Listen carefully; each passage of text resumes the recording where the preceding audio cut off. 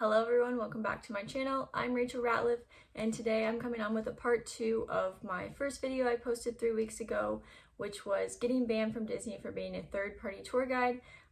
It's been a little over 6 weeks since I've been banned, so I'm just going to give you guys a little more of an update and more detail of what happened. If you haven't seen my first video, make sure to go check it out as I explain more about the situation. Basically, I decided to come on and make a second video because this whole situation is affecting my life in so many different ways that I feel like it just needs to be shared. I need to vent about it, and I just am still trying to get someone at Disney's attention. If you have any connections, please tag them in this video. If you know anyone, I would greatly appreciate it. There are so many people affected by this, and we're still trying every day to get help. But back in the middle of October, I think it started at the beginning of October, Disney decided to suddenly ban all the third-party guides. There's been over 100 people easily affected by this. We are banned from Disney. We got no type of warning. I'm banned from all the Disney parks, Disney Springs, which I went to pretty much every other weekend. I think that's the one that's honestly affecting me most.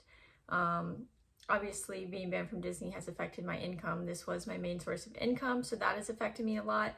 But I've now had multiple nightmares where I'm going to Disney Springs after I'm banned and getting arrested. My first dream, I actually had put a Hannah Montana wig on and some sunglasses and like a scarf, and they still recognized me and came up and arrested me. I'm trying to laugh about it, but now that I've had multiple dreams where I'm at Disney Springs getting arrested,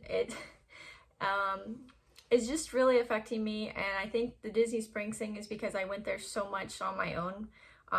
That's where I plan to do most of my Christmas shopping. My parents and I went out to eat there. Polite Pig is one of my favorite restaurants there, and it's just all I did. So I am going to be posting more vlogs about stuff to do in Florida around me that are fun things to do that are not Disney related, so stay tuned for that. I'm not angry with Disney, but I am sad and hurt by the situation, and I'm just really trying to hope that someone at Disney sees this and realizes how much they affected people, because I don't think that they realized what they were doing. Maybe they did, but the optimistic side of me is hoping that nobody in the Disney company would do such a cruel thing to people before the holidays. We have clients that come, we encourage the dining reservations, make all of those. Spending in the parks, we truly are bringing money to the parks. We definitely encourage them to stay at a Disney resort so they can get that early entry, all things. So not something we thought we were doing wrong. We bring in a lot of clients that now want to come back every year because of us. There's even some guides that have been doing this so long that their clients are loyal to them, and they're going to start going to Universal more now because the guide can't get them in Disney, so families aren't going to Disney without them. So I don't know why Disney did this. Nobody does, and that's the unfortunate thing, is we haven't received closure. I got to Magic Kingdom early in the morning. I was probably like 7 a.m. I'm not even sure, because early entry starts very early. And then I had another guide with me at the time, and this worker came up and had us both by name. We were not even scanned into the park yet. So I think that's the scary situation of the whole thing, is how they even figured it out. We don't know, because there's a lot of people that are like, oh, you can still go to the resorts. How are they going to know? Well, it's not worth the risk to me. And again, if I get told something, I follow the rules. So I was told I'm banned, so I'm not going to risk that. I was reading, and actually if you choose to break the ban, you can spend up to 60 nights in prison. Whether they would do that or not, I don't know, but that's not something I'm going to risk. It's not worth it to me. But there is this item that I really wanted to get my mom for Christmas. She's not the easiest person to shop for Christmas, and it is not on Shop Disney. I've only seen it in the parks, and it's not a Disney item. I can't really say what it is because she watches my videos. Hi, Mom. So I don't want to, in case I could still somehow get somebody to get it for me, I don't know.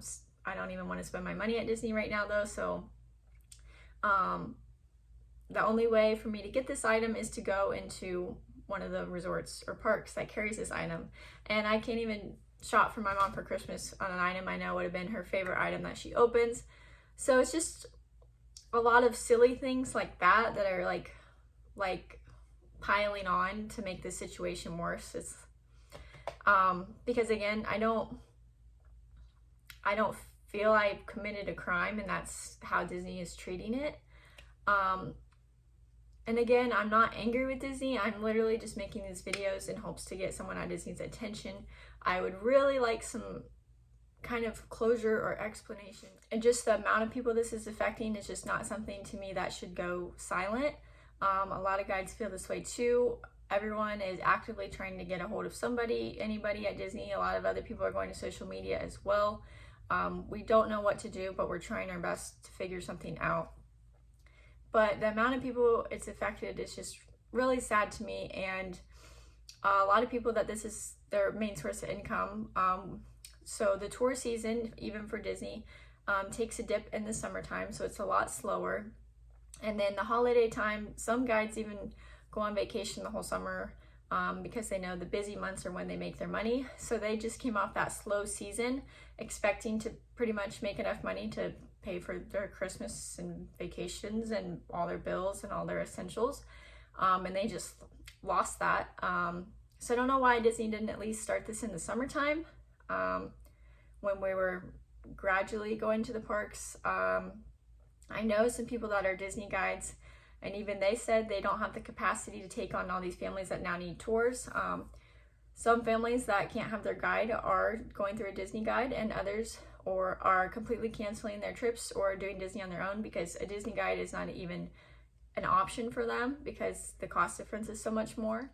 And for the people that think we're one-upping Disney because we're so much cheaper, again, I don't know every company, so I can't speak for every company, but I do know 4 companies personally, and I know that if people sound like they want to do every single ride during a busy time, we recommend a Disney guide because we don't want to disappoint them with our services. Our goal is for them to be happy with us, and we can't guarantee every ride because we are following the Genie Plus system versus the guides have access to just walk up to the ride. But we do know the system to be able to get more rides than the average person in the park because we are in there so much and it's our job and we study it. And I know a lot of Disney workers. I live really close to Disney, so half of my neighbors are Disney workers, and half the people I meet are Disney workers because I'm in the Disney bubble, as they call it. So another person I know works in guest relations, and they even told me that third-party guides are a positive to them because we're people in the parks that know, we're valuable people in the parks that know the Genie Plus system. So we already know the rules. So if you go to Disney on a really busy day, the guest service lines can be pretty long because the Disney Genie Plus system can be so complicated. It can crash. There's a lot of things that can go wrong with it, and when people are paying for that, they expect it to be perfect. So they're going to go to guest service and try to make it right. So we as guides don't really need to use them because we already know how everything works. And we're creating this positive experience with the Genie Plus system for our guests. They pay for the Genie Plus system service, and they wouldn't do Disney without it. And I appreciate all of the positive comments I've gotten back so far. People have been very supportive, and I appreciate it. It definitely helps me mentally to see those comments. There are some negative comments out there going around, as there are with everything that hits social media, but some of the comments I see a lot that are negative are that it's in the Disney rules. And if you look in the Disney rules, it says you can't own or operate a business. When I got hired, I found a company that had been around for over 12 years already, and they had great reviews. I looked them up, lots of reviews saying they wouldn't do Disney any other way. And again, I looked into the third-party things, and they had been around since the late 90s. Mid-90s, late 90s. So that didn't really raise any red flags to me when this had been going on so long, and I didn't read the Disney rules. That was on me, but a lot of people just assumed it was okay, I guess. And back to that rule, you can't own or operate a business. There are still many, many people that are not guides that do different businesses that are making money from Disney. So I'm just wondering why the guides are being targeted and nobody else. Again, I wouldn't wish this on my worst enemy. but why are we paying such a strong punishment? Not only are we out income, but we've been banned from most of our favorite place on earth. We didn't get into this because we hate Disney. Most of us are Disney lovers. A lot of us have Disney all over our house. My guest bedroom is all Disney. I have a closet full of Disney clothes. Half my Christmas decorations were Disney, and getting all that out now just hits different, because Disney is such a magical place that I grew up with, and never in a million years would I have ever thought I'd be banned from it. And with the DAS abuse, I have never abused the DAS system. Nobody in my company or my former company has abused the DAS system. It is actually not that common. I think there's maybe 1 or 2 companies out there that are guides that do this. I don't even know the companies. I've just heard about it, but I know a lot of companies personally, and none of us do this. I've been doing this for almost 2 years, and I had, I think, 3, maybe 4 families that had the DAS, and I even had them call about it. I said, we don't need this, but if you feel you still want it, you can get it. I did not try to get anything for them, because again, my morals are good, and I feel like abusing the DAS system for someone that doesn't really need it is taking away. I don't know if they have a certain number that they give out every day, but to me, in my opinion, they probably do. And so if someone lies about it, there's a kid, an adult out there that really needed it, that maybe they're taking that away from, and that's just not something I would ever do. I don't think it's that serious to need to lie to get that. If you do as a guide, if you do your job properly, you don't need that. And a lot of people are addressing the DAS, but again, that wasn't that big with guides. There's maybe a few companies out there out of the 20 to 30 to 40 companies there are, I don't even know. And regular guests abuse the DAS system as well. And I think it's actually going to be changing soon anyway, that you need to get a doctor's note for it, and that's probably because there was so much abuse with it. But I don't like this being linked to guides, because again, this is not something I've ever done, or any of the guides that I'm friends with have done. We followed all, other than apparently being a third-party guide, we followed all the rules.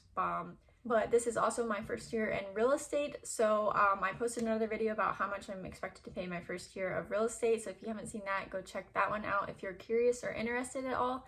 But so this job was my way to pay those real estate fees and not really have to stress about them. So now, after losing this unexpectedly, there's an association fee that keeps emailing me, reminding me for my annual dues. It's going to be $700 for the next year.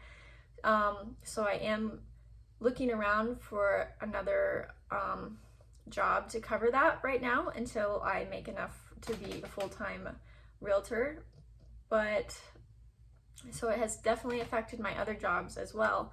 And the unfortunate part about Disney's timing is they did this after most places have already hired their holiday help too. So a lot of places have filled the positions that I was looking for, and it's just the timing during the holidays to me just kind of hurts even more.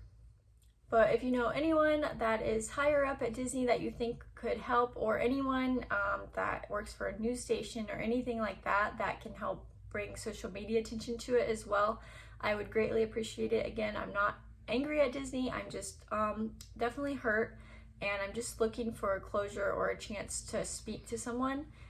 If I can't be a third-party guide, again, I will come to terms with that, but I definitely would like to get my ban lifted from Disney before my actual family comes down the first of the year. I know time is running out for that. I'm trying to stay optimistic though, and thank you guys so much for all the support that I've received on my videos about this so far.